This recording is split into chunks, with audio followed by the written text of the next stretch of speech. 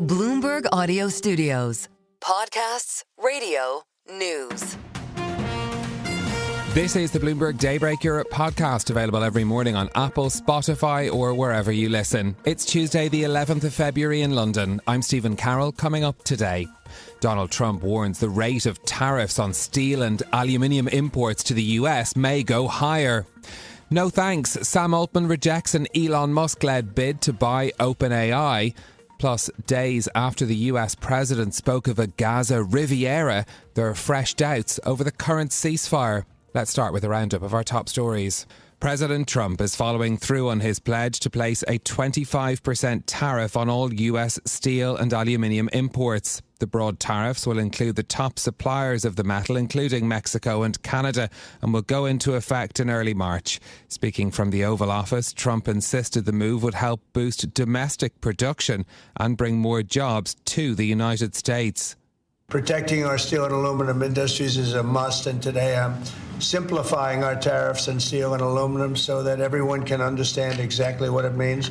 It's 25% without exceptions or exemptions, and that's all countries, no matter where it comes from, all countries. If made in the United States, however, there is no tariff, it's zero.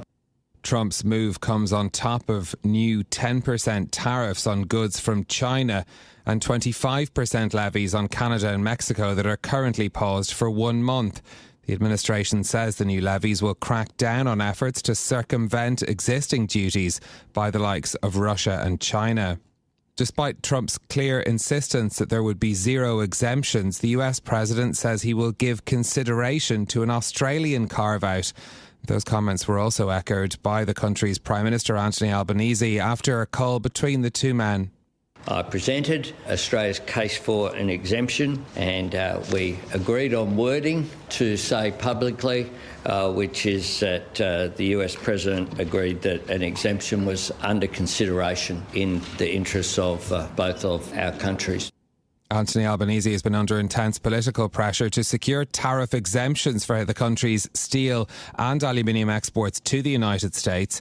Both leaders cited Australia's trade surplus with the US as the key reason for any carve-out. The growing prospect of a trade war comes as the UK's new ambassador to the US, Peter Mandelson, says it's important for allies to respect Trump's electoral mandate. Comments come after Trump suggested last week that the UK may avoid tariffs, saying the relationship can be worked out. Here's what Lord Mandelson told the BBC on his first day in the role. We've got to take all these issues as they come, realise that the President has a very strong and clear mandate for change in the United States. Now, that doesn't mean to say that we're going to agree in Britain with every single detail of what he does, but we have to respect and understand what drives him, what his mandate is to do, and how his allies need to adjust sometimes. Peter Mandelson also told the BBC that his past criticisms of Trump were, quote, ill-judged and wrong. In 2019, the Labour politician reportedly called the US leader a danger to the world in one interview. OpenAI's CEO Sam Altman has declined a $97.4 billion bid by an Elon Musk-led group for the non-profit, saying no thank you in a post on X. Altman suggested that instead OpenAI would buy X, formerly known as Twitter, for $9.74 billion. Bloomberg's Mandeep Singh says Musk's bid was unexpected. Everyone is fixated on, lowering the costs. So our view is there will be more consolidation, but I didn't anticipate this form of consolidation where you end up seeing a hostile bid, where clearly I think given Microsoft's stake in OpenAI, there's no way you could see a deal like this. Our analyst Mandeep Singh speaking there on the news first reported by the Wall Street Journal. Musk and Altman have been locked in a long-standing feud over the direction of OpenAI. The two men worked together as founders, but animosity grew as the ChatGPT creator moved towards becoming a for-profit business. The Bank of England's Catherine Mann has said that weak demand outweighs inflation risk. Speaking to the Financial Times, the policymaker who backed an outsized interest rate cut last week said she sees companies struggling to raise prices as consumers pull back on spending. The Bank of England last week cut rates by a quarter point to 4.5%, the third reduction since August. Two members of the Monetary Policy Committee, Mann and Swati Dhingra, backed a bigger half-point cut. And Europe is facing the threat of another energy crisis after natural gas prices hit their highest level in 2 years. With the region's gas inventories depleting rapidly, governments are concerned about the impact of high costs on the economy. Factors including US tariffs and discussions about Russian supply may also contribute to the ongoing price rally. Those are your top stories on the markets. US and European stock markets kicked off the week with gains. The S&P 500 on Wall Street closing 0.7% higher, advanced led by tech. The Nasdaq finishing up 1.2%. Futures today are pointing slightly lower for both markets. Nvidia extending a 5-day surge to about 15%, while Meta rose for a 16th consecutive session. We did see the dollar strengthen yesterday on news of Donald Trump's latest tariffs on steel and aluminium. Gold hitting another record high today, up 0.7% to $2,928 a troy ounce at the moment. Japanese markets are closed, so currently no cash treasuries trading. European stock futures are looking flat at the moment. The euro is trading at 103 against the dollar. Well, in a moment, we'll bring you up to date on the latest tariff news out of the United States, plus the fears over the ceasefire in Gaza. But another story that I've been reading this morning is the new list of Michelin-starred restaurants. Moore Hall in Lancashire has been elevated to 3 stars. The menu includes the likes of Isle of Mull scallops served on a top of fermented grains with green tomato and caviar. Just one dish picked out by our food editor Kate Grader in her reporting on this new list. Interesting to see that the Gordon Ramsay restaurant in Chelsea also retained its 3 stars. He's just opened a new restaurant in the 22 Bishopsgate building, which seats just 12 people. All in all, 22 dining rooms across Britain and Ireland getting their first star, including Oma and Borough Market. Our food editor Kate Crader noting the number of names outside of London, 2 new starred restaurants in Edinburgh as well. Good to see a few Irish names on the list too. Lignum and Galway and the Morrison Room in Carton House and Kildare getting their first star as well. You can read the full list and Kate's overview at Bloomberg.com and on the terminal. Well, let's bring you the latest now on our top story, the US tariffs on imported steel and aluminium, which Donald Trump has now approved. They'll come into effect on the 12th of March. Our senior editor, Derek Wallbank, joins us now for more. Derek, good morning. What more details did we get then in these 25% tariffs in the order that the president signed? Yeah, well, right now you're looking at 25% tariffs on steel and aluminum, pair of executive orders that were published just before midnight Washington time. Trump vastly previewed them in the White House with reporters in what's becoming a trademark impromptu press conference style event. He said they were going to drive jobs and investments to the United States. He did warn that there is a possibility of things going higher if there's retaliation. He did say that this was going to happen without exception, but as you mentioned in your introduction, quite rightly so, there is actually a potential for exception. Indeed, Australia is heavily pursuing one. I suspect others will want to pursue one as well. And Trump gave a little bit of an outline as to how something like that may happen. There's certainly time for that to happen because the new rates don't take effect until March 12th, just after midnight Washington time. So there is a month between now and when these will take effect. What sort of reaction have we had? Of course, you know, we're sort of 24 hours on or more from the first announcement of these tariffs, even though the order was only actually signed in the past 12 hours or so. What have we heard in terms of those who'll be affected?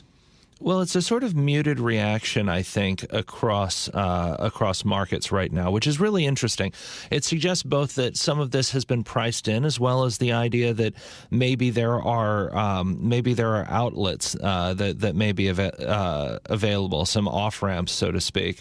So that has been a bit of a muted reaction there. As I say, I think a lot of the folks who may be targeted by this are trying to figure out their strategies. Additionally, traditionally we have seen thus far in Trump's presidency, the second go-round, that coming out and putting him on blast, so to speak, has not been necessarily an effective strategy. I think people are starting to learn from some of the world leaders who have maybe been more effective. Mexico's Claudia Sheinbaum is being a good example of this, and keeping some of those disagreements close to the vest while trying to figure a path forward. We also had the threat from Donald Trump of reciprocal tariffs on, quote, everyone. Did we get any further indication from the US president as to what might happen on that front? Still to come is where we are there. But the noting that reciprocal is a move, right? Because it was going to be universal tariffs on everything of a certain level. And there was some question about what that level would be at. But now we're on to reciprocal tariffs, which is a distinction with a difference, right? This is suggesting, look, if there's, let's say, a 50% tariff on an individual American good that gets shipped abroad, then maybe the U.S. will put a 50% tariff on something else and equalize it out there. That leaves an awful lot of room for potential negotiation. It remains to be seen what the White House is going to target with that. Presumably, they're going to have to go through a list of tariffs that other nations have on U.S. goods and kind of figure out from there and go forward. That's a process that takes time. All of this is, I don't want to say that it's purely kicking the can down the road, to use a Washingtonism, but it does offer an opportunity for delay, and it does offer an opportunity for negotiation, even if it also offers an opportunity for confusion. Okay, Derek Walbank, our senior editor, thank you very much for joining us. Now, Donald Trump says Israel should call off its ceasefire deal with Hamas if hostages aren't returned this weekend. That's after the group announced it was indefinitely postponing their release, citing in part efforts by Trump and Israeli officials to push Palestinians to relocate from Gaza. Our Middle East economy and government editor Paul Wallace joins us now for more. Paul, what is the state of the ceasefire this morning? How serious is this warning from Donald Trump? It is at a pretty vulnerable state. So the latest developments happened when Hamas said it was going to postpone Saturday's exchange of hostages and prisoners, i.e. it wouldn't release the next batch of hostages on Saturday. Israel reacted by saying this is a violation of the ceasefire and put its military on high alert in case Hamas was going to take military action against IDF troops. So that was the context of Donald Trump's quotes. Trump being Trump, it's unclear whether he meant what he said literally. I mean, taken literally, he means all hostages need to be released, all 80-odd hostages remaining in Gaza need to be released by Saturday, otherwise Israel should just tear up the ceasefire and go back to war.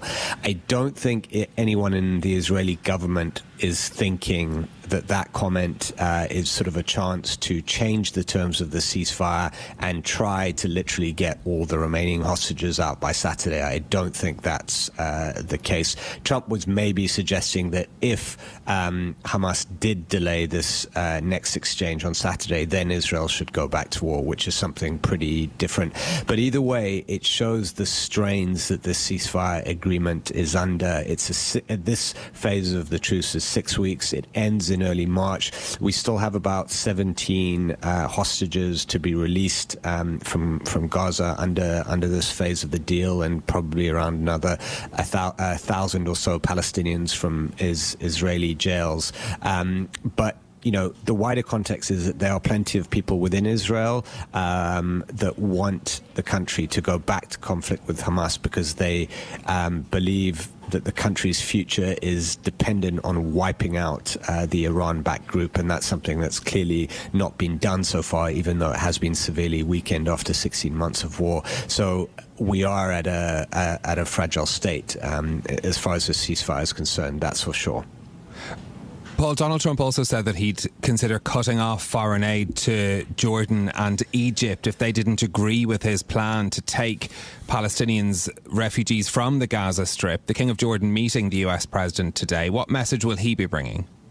I think King Abdullah will be bringing a message from pretty much all Arab states, the likes of Saudi Arabia, the Egyptians, the Palestinian authorities themselves, or certainly the PA, which rules parts of the West Bank.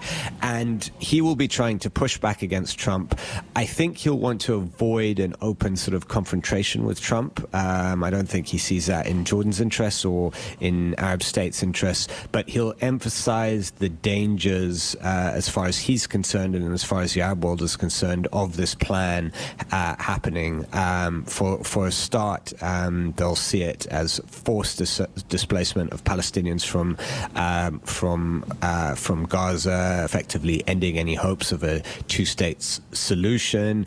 They will also emphasize that it will imperil the sort of internal security of both Jordan and Egypt, because they wouldn't be able to cope with a huge influx of Palestinians.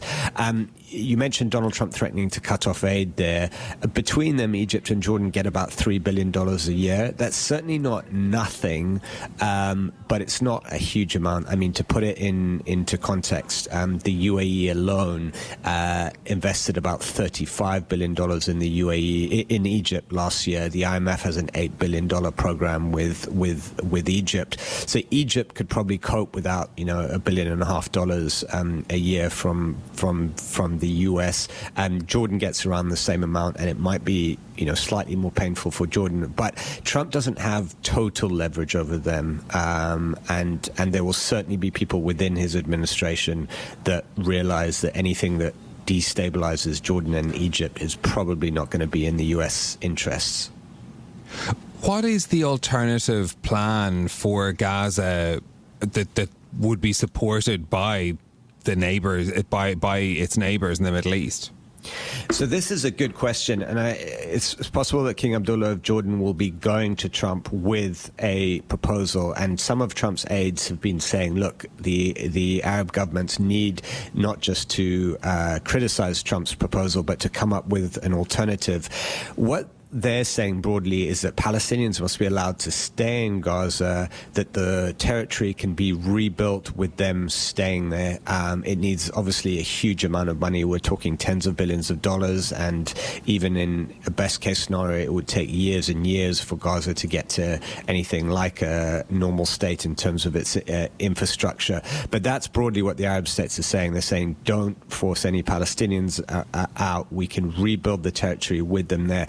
A huge issue, though, and no one, I don't think, has even close to an answer for this yet, is who governs the territory. Hamas is clearly still in charge for all that it's been weakened in the last 16 months. That's simply unacceptable to Israel, to the US, and frankly, most Arab states don't want Hamas in charge. They want something like the Palestinian Authority to take over, and the PA said it, its Prime Minister said it in an interview with Bloomberg very recently, that that's what they want, and they believe they have the ability to do that. But it's very unclear if that's possible. And as I said, Hamas is still there. It's still the main, most powerful group in Gaza. And that probably needs to change for proper reconstruction to happen in Gaza. This is Bloomberg Daybreak Europe, your morning brief on the stories making news from London to Wall Street and beyond. Look for us on your podcast feed every morning on Apple, Spotify and anywhere else you get your podcasts. You can also listen live each morning on London DAB Radio, the Bloomberg Business app and Bloomberg.com. Our flagship New York station is also available on your Amazon Alexa devices. Just say, Alexa, play Bloomberg 1130. I'm Caroline Hepker. And I'm Stephen Carroll. Join us again tomorrow morning for all the news you need to start your day, right here on Bloomberg Daybreak Europe.